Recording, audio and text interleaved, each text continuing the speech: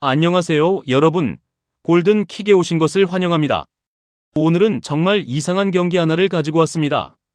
바로 손흥민 선수의 LAFC와 케레타로 FC의 리그 스탁이 확정된 팀이었고, 그것도 모자라 주축 선수들을 대거 제외한 채 사실상 백업 라인업으로 나왔거든요.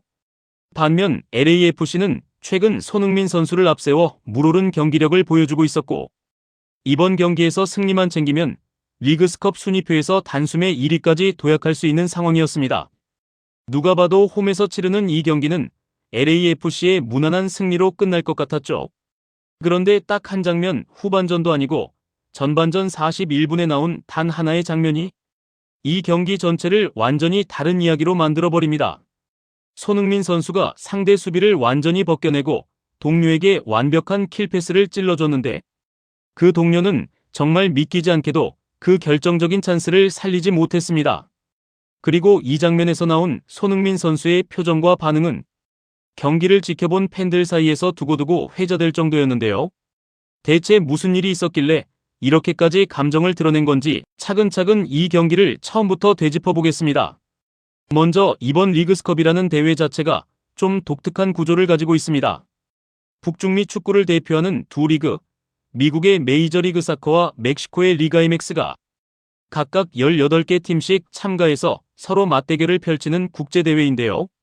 메이저리그 사커에서 상위 4팀, 리가 MX에서 상위 4팀만 토너먼트에 진출할 수 있다 보니 사실상 거의 모든 경기를 이겨야만 다음 라운드를 바라볼 수 있는 살벌한 구조입니다.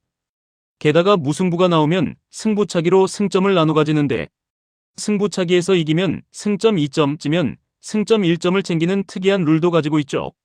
경기 전 LAFC는 순위표 9위에 머물러 있었지만 이번 경기를 잡으면 최대 1위까지도 넘볼 수 있는 상황이었습니다.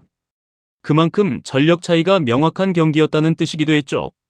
실제로 LAFC의 마르코 안토니오 산토스 감독은 이 경기의 위고 요리스, 라이언 라포소, 라이언 포르티오스, 은코시타 파리, 에디 세구라, 주드 테리, 마티웨 쇼디에르, 마크 델가도, 제이콥 샤펠버그, 손흥민 등이 부안가로 이어지는 라인업을 꾸렸는데, 중요한 경기임에도 불구하고 상당한 로테이션을 가동할 만큼 여유가 있었습니다. 손흥민 선수는 이번에도 최전방 스트라이커 자리를 부여받았는데, 사실상 순수한 골잡이보다는 살짝 내려와서 볼을 받아주고 동료들에게 찬스를 만들어주는 역할에 더 가까웠습니다. 그리고 이 선택이 이날 경기 전체를 관통하는 하나의 상징이 됩니다. 경기가 시작되자마자 상황은 예상과 조금 다르게 흘러갔습니다. 전반전 1분 만에 오히려 케레타로의 엔소 히메네스 선수가 위협적인 슈팅을 시도했고, 요리스 골키퍼가 간신히 막아내는 장면이 먼저 나왔거든요. 전력상 확실히 밀리는 팀이었음에도 케레타로는 전방 압박을 앞세워 의외로 적극적인 축구를 들고 나왔던 겁니다. 하지만 이 장면 이후부터는 확실히 LAFC가 경기를 지배하기 시작했습니다. 전방부터 강하게 압박을 걸면서 케레타로의 위험 지역에서 볼을 계속 탈취해냈고, 볼을 뺏자마자 바로 빠른 공격 전개로 이어가면서 수차례 찬스를 만들어냈죠. 그리고 이 모든 공격 전개의 중심에는 항상 손흥민 선수가 있었습니다. 전반전 3분, 부안가 선수가 측면 돌파에 성공한 뒤 손흥민 선수에게 크로스를 올렸지만 상대 골키퍼가 간신히 걷어내면서 첫 번째 찬스가 무산됐고, 전반전 6분에는 손흥민 선수가 정말 환상적인 킬패스로 샤펠버그 선수를 벗겨내는데, 이번엔 수비수와 골키퍼의 협력 수비에 막히고 말았습니다. 7분에도 왼쪽 측면으로 침투하는 부안가 선수에게 정확한 패스를 내줬지만 부안가 선수의 무리한 슈팅이 수비수 몸에 맞고 차단됐죠. 분명 LAFC는 정확히는 손흥민 선수는 계속해서 찬스를 만들어내고 있었습니다. 문제는 그 찬스들이 하나같이 마무리 단계에서 허무하게 끝나고 있었다는 점이었습니다. 그리고 이 흐름이 반복될수록 경기장에는 묘한 불안감이 감돌기 시작했습니다. 아무리 압도적으로 주도권을 잡고 있어도 골을 넣지 못하면 축구에서는 언제든 뒤통수를 맞을 수 있다는 걸 LAFC는 곧 뼈아프게 깨닫게 됩니다. 전반전 12분, 케레타로의 수비수 두아르테 선수가 중거리 슈팅을 시도했고 요리스 골키퍼가 쳐냈는데, 하필 그 공이 케레타로의 최전방 공격수 아빌라 선수 앞에 떨어졌습니다. 아빌라 선수는 그대로 빈 골대에 헤더로 밀어넣었고 LAFC는 그렇게 경기 내용과는 완전히 반대되는 선제 실점을 내주고 말았습니다. 경기를 지배하던 팀이 갑자기 스코어보드에서는 뒤지는 팀이 되어버린 겁니다. 이후로도 LAFC의 찬스는 끊이지 않았습니다. 14분에는 부앙가 선수가 박스 바깥에서 중거리 슈팅을 시도했지만 크게 벗어났고 16분에는 손흥민 선수가 오른쪽 측면 라포소 선수에게 절묘한 공간 패스를 찔러줬지만 라포소 선수의 슈팅이 어이없이 빗나갔습니다.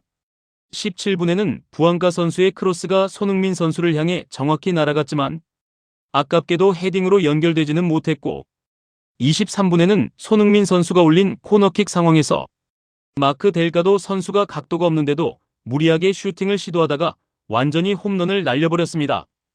경기 내용만 보면 LAFC가 거의 7대3 비율로 압도하고 있었지만 스코어보드는 여전히 냉정하게 0대1을 가리키고 있었습니다.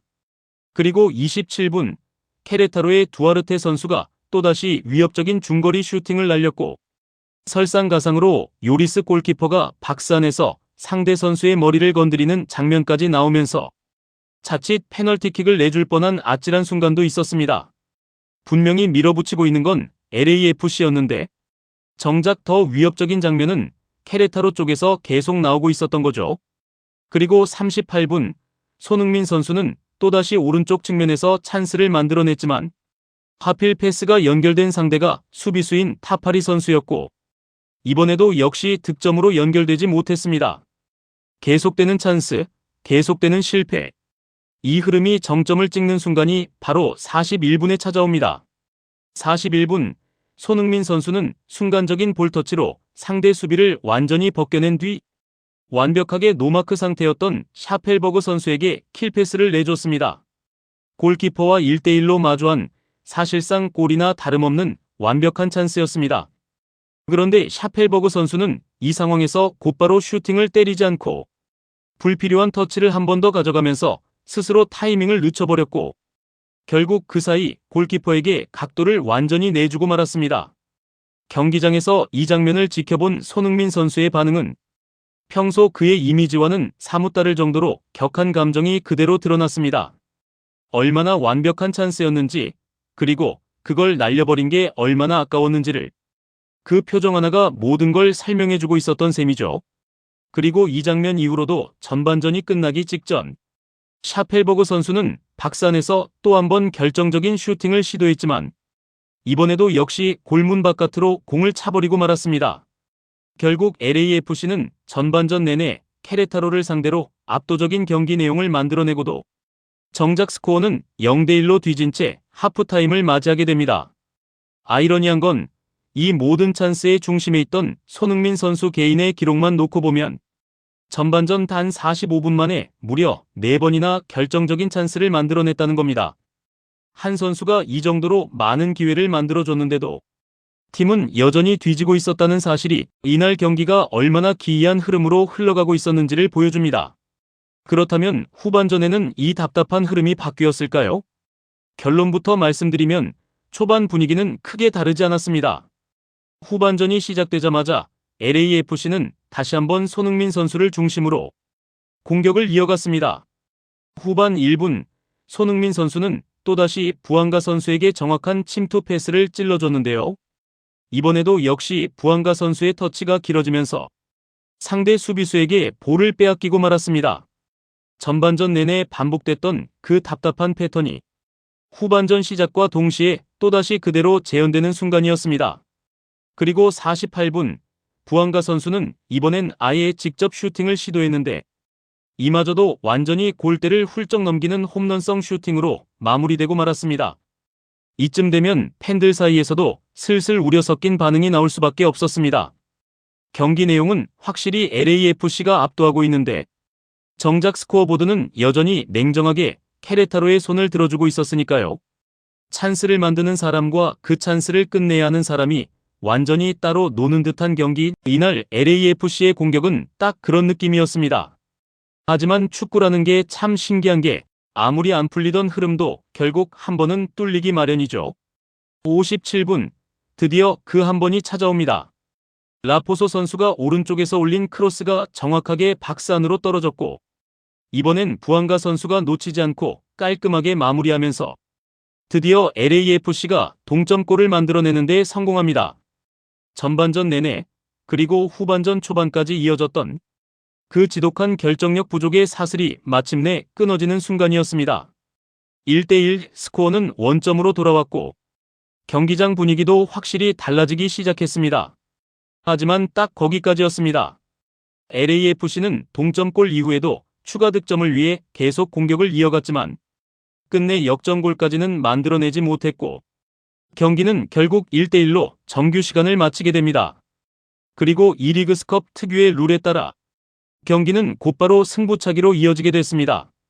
정규 시간 내내 그렇게 많은 찬스를 놓치고도 과연 승부차기에서는 제대로 마무리를 할 수 있을지 지켜보는 입장에서는 쉽사리 마음을 놓을 수 없는 상황이었죠. 하지만 다행히도 승부차기에서는 전반전과는 다른 결과가 나왔습니다. LAFC 선수들은 승부차기에서 침착하게 키커들의 몫을 다해냈고 결국 극적인 승부차기 승리를 거머쥐게 됩니다. 이 승리로 LAFC는 리그스컵 룰에 따라 승점 1점을 추가로 챙기게 됐고 최종 승점 7점을 기록하며 8강 진출 가능성을 한층 더 높이는 데 성공했습니다. 결과만 놓고 보면 나쁘지 않은 하루였습니다. 승리를 챙겼고 순위표에서도 좋은 위치를 지켰으니까요.